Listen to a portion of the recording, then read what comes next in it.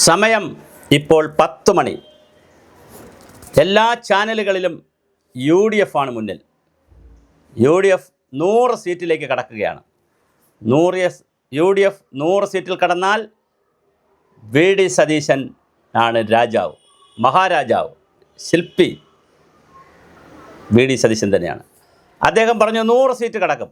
അത് അച്ചിട്ടതുപോലെ നടക്കുന്നു. ഇപ്പോൾ ഇനി ചിലപ്പോൾ വ്യത്യാസം വരാം. 5 സീറ്റിൽ ബി ജെ പി മുന്നിലുണ്ട്, ശക്തമായി മുന്നിലുണ്ട്. 100 സീറ്റിൽ യു ഡി എഫ് മുന്നിലുണ്ട്. 35 സീറ്റിലാണ് എൽ ഡി എഫ് ഉള്ളത്. കഴിഞ്ഞ പാർലമെൻറ്റ് തെരഞ്ഞെടുപ്പിന് സംഭവിച്ച പോലെ 19 സീറ്റിലേക്ക് പോകുമോ എൽ ഡി എഫ് എന്നൊരു ചോദ്യവും വളരെ പ്രധാനമാണ്. വളരെ രസകരമായൊരു രാഷ്ട്രീയമാണ്. വി ഡി സതീശൻ 243 വോട്ടിന് പിന്നിൽ.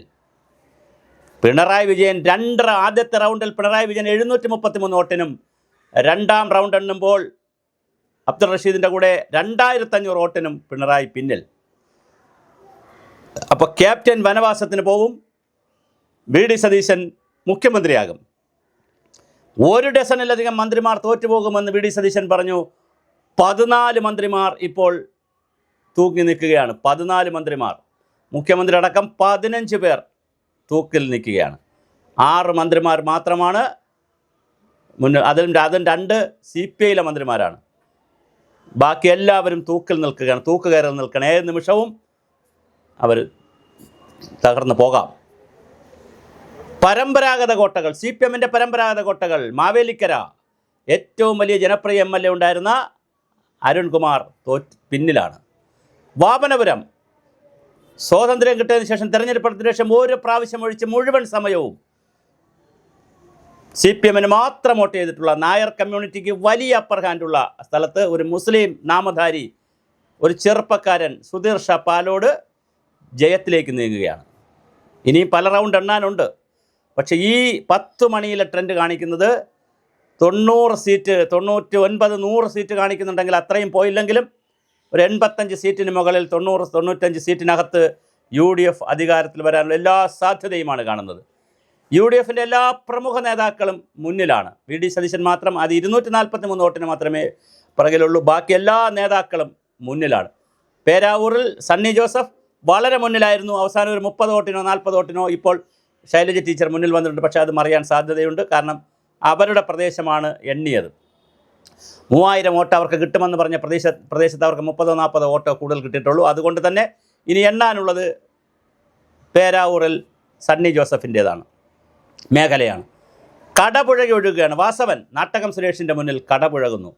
സജി ചെറിയാനും KN ബാലഗോപാലും രാജനും അതുപോലെ തന്നെ നെടുമങ്ങാട് അനിലും അടക്കമുള്ള 5-6 പേരൊഴിച്ച് മുഴുവൻ മന്ത്രിമാരും തോറ്റമ്പുന്ന മുഹമ്മദ് റിയാസ് മുന്നിൽ നിൽക്കുന്നു. അൻവർക്ക് ഇത്രയും വലിയ ഭൂരിപക്ഷം യു ഡി എഫിന് കിട്ടുമ്പോഴും അമ്പുക്ക തോറ്റു പോകുന്നതൊരു സങ്കടമുള്ള കാര്യമാണ്. അമ്പുക്ക ജയിച്ചാൽ മന്ത്രിയാകാൻ സാധ്യതയുള്ള ആളാണ്. അമ്പുക്ക മുട്ടയടിക്കേണ്ടി വരും, കടുക്കയിടേണ്ടി വരും. അമ്പുക്ക തോറ്റു. അപ്പോൾ ഇനി മുഹമ്മദ് റിയാസ് ആകുമോ പ്രതിപക്ഷ നേതാവ്?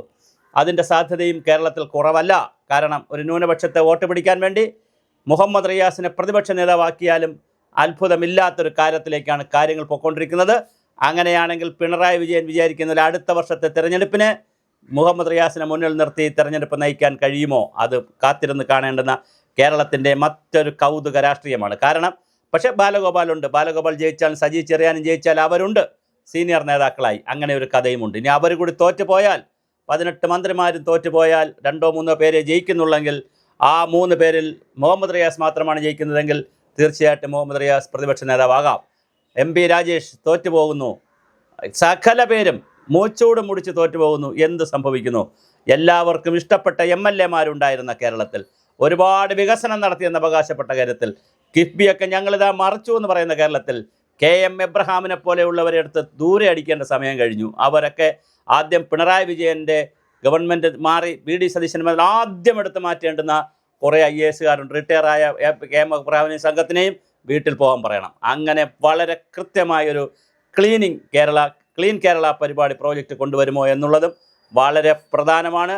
എന്തായാലും രസകരമാണ് കേരളത്തിലെ തെരഞ്ഞെടുപ്പ് ചിത്രം. അശോകൻ പറഞ്ഞതുപോലെ, ഡോക്ടർ ബി അശോക് പറഞ്ഞതുപോലെ എൻ പ്രശാന്ത് IAS പറഞ്ഞതുപോലെ, ബിജു പ്രഭാകർ IAS പറഞ്ഞതുപോലെ അവർ പറഞ്ഞതൊക്കെ ശരിയാണ്. ജനം ഇതാ പിറങ്കാല് കൊണ്ട് പിണറായി ക്യാപ്റ്റൻ ഉൾപ്പെടെ അടിച്ചിരിക്കുന്നു.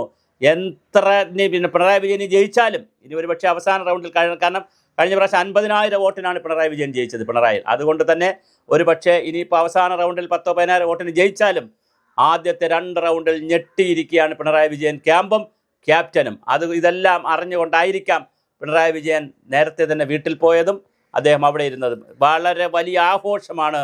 ഓരോ ബാൾ അടിക്കുമ്പോഴും, ക്രിക്കറ്റിൽ ഓരോ റൺ നേടുമ്പോഴും, ഓരോ 4 അടിക്കുമ്പോഴും, 6 അടിക്കുമ്പോഴും, ഓരോ വിക്കറ്റ് വീഴുമ്പോഴും, എതിരാളിയുടെ വിക്കറ്റ് വീഴുമ്പോഴും എത്ര ആവേശമുണ്ടോ അതിൻ്റെ 10 മടങ്ങ് ആവേശത്തിലാണ് KPCC ഓഫീസും ഇന്ദിരാഭവനുമൊക്കെ. വളരെ മനോഹരമാണ്. അതുപോലെ തന്നെ വലിയ സന്തോഷത്തിലാണ്, വലിയ ആഹ്ലാദത്തിലാണ് NDA ക്യാമ്പുകളും പ്രത്യേകിച്ച് BJP ക്യാമ്പ്. അവിടെ 5 സീറ്റിൽ അവർ മുന്നിൽ നിൽക്കുന്നു. അത് 5 സീറ്റും അവർ നേടുമോ എന്നുള്ളത് സ്റ്റേബിളായി പൊയ്ക്കൊണ്ടിരിക്കുന്നത് കൊണ്ട് തന്നെ നേടാനുള്ള സാധ്യതയാണ് കാണുന്നത്. അതിന് 1-2 സീറ്റിലേക്ക് ചുരുങ്ങുമോ എന്നറിയില്ല. എന്തായാലും നേമത്തും രാജീവ് ചന്ദ്രശേഖർ വലിയ വോട്ട് പിടിച്ചിട്ടുണ്ട്. അവർ പ്രതീക്ഷിച്ചതിനേക്കാൾ വോട്ടിലേക്ക് അവർ നീങ്ങുന്നുണ്ട്. അപ്പോൾ എന്തായാലും വളരെ രസകരമാണ്. സെഞ്ചുറി അടിച്ച് കേരളം ഒരു ഘട്ടത്തിലെങ്കിലും ഞാനീ പറഞ്ഞ ഇപ്പോൾ വീഡിയോ എടുക്കുന്ന, നമ്മൾ ഈ റെക്കോർഡ് ചെയ്യുന്ന സമയത്തെങ്കിലും, നമുക്കിപ്പോൾ ഈ ചാനലല്ലാത്തതുകൊണ്ട് ലൈവ് വിടാനൊരു പരിമിതിയുണ്ടല്ലോ, ഈ എടുക്കുന്ന സമയത്തെങ്കിലും വളരെ കൃത്യമായി 100 സീറ്റിലേക്ക്, സെഞ്ചുറിയിലേക്ക് UDF അടുക്കുന്നു. കോൺഗ്രസ് മിക്കവാറും എല്ലാ മണ്ഡലങ്ങളിലും പ്രമുഖരായിട്ടുള്ള എല്ലാവരും വളരെ മുന്നിലാണ് നിൽക്കുന്ന. കൊല്ലത്ത് ബിന്ദു കൃഷ്ണ അടക്കമുള്ള സകല പേരും, ചേർത്തലയിലടക്കം സകല സ്ഥലങ്ങളിലും വലിയ തോതിലാണ് UDF മുന്നിൽ നിൽക്കുന്നത്. അത് വലിയൊരു ട്രെൻഡാണ് കാണിക്കുന്നത്. 100 VD സതീശൻ്റെ നാവ് പൊന്നായിരിക്കുന്നു.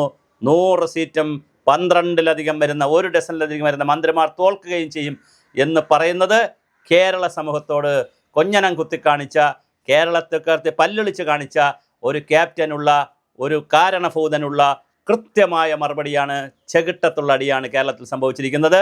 UDFൻ്റെ ശക്തമായ തേരോട്ടമാണ്.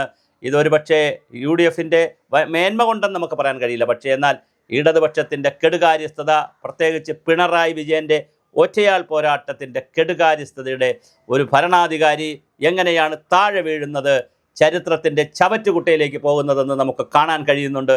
ഇതാണ് ജനാധിപത്യത്തിൻ്റെ വസന്തം, ഇതാണ് ജനാധിപത്യത്തിൻ്റെ ജനോത്സവം. നോക്കൂ, തമിഴ്നാട്ടിൽ ഒരു ചെറുപ്പക്കാരനായിട്ടുള്ള വിജയ് എത്ര സീറ്റാണ് കയറി വരുന്നത്. ബംഗാളിൽ അതുപോലെ BJP കേവല ഭൂരിപക്ഷത്തിലേക്ക് നീങ്ങിക്കഴിഞ്ഞു. അപ്പോൾ സൗത്ത് ഇന്ത്യയിലെ 2 BJP വിരുദ്ധ സ്റ്റേറ്റുകളും BJPക്ക് അനുകൂലമായി മാറുന്നു. കേരളത്തിൽ ഇനി BJPയുടെ തേരോട്ടം വലുതായി നടക്കാൻ സാധ്യതയുണ്ട്. കാരണം അവർ ഞെട്ടിക്കൽ രീതിയിലേക്ക് കാര്യങ്ങൾ വന്നിട്ടുണ്ട്. എന്തായാലും രസകരമാണ് കേരളത്തിലെ തിരഞ്ഞെടുപ്പും, ബംഗാൾ തിരഞ്ഞെടുപ്പും, തമിഴ്നാട് തിരഞ്ഞെടുപ്പും. 3 സ്ഥലത്തും BJPയുടെ തേരോട്ടവും കേരളത്തിൽ കോൺഗ്രസിൻ്റെയും UDFൻ്റെയും വിജയവും പുതിയൊരു രാഷ്ട്രീയമാണ് തുറക്കുന്നത്. ഒരു കാര്യം കൂടി പറയേണ്ടതുണ്ട്. കഴിഞ്ഞ പഞ്ചായത്ത് തിരഞ്ഞെടുപ്പിന് LDF വല്ലാതെ പിന്നോട്ട് പോയപ്പോൾ രാജീവ് ചന്ദ്രശേഖർ പറഞ്ഞൊരു വാക്കുണ്ട് BJPയുടെ. അതായത് ഇനി കേരളം UDFും BJPയുമായിട്ടായിരിക്കും മത്സരം, LDF ചിത്രത്തിലേ ഉണ്ടാകില്ല. അക്ഷരാർത്ഥത്തിൽ അത് സംഭവിച്ചിരിക്കുകയാണ്. LDF കളം ഒഴിയുകയാണ്.